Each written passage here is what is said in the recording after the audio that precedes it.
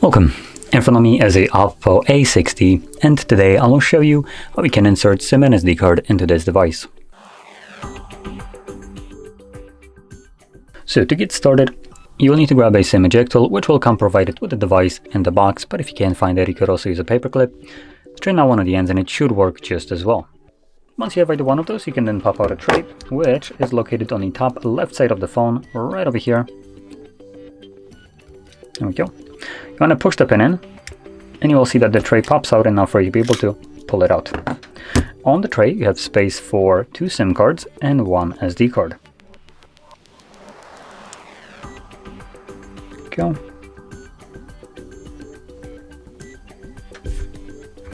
Now I will be occupying obviously only 1 SIM tray, so I picked the closer one to the edge.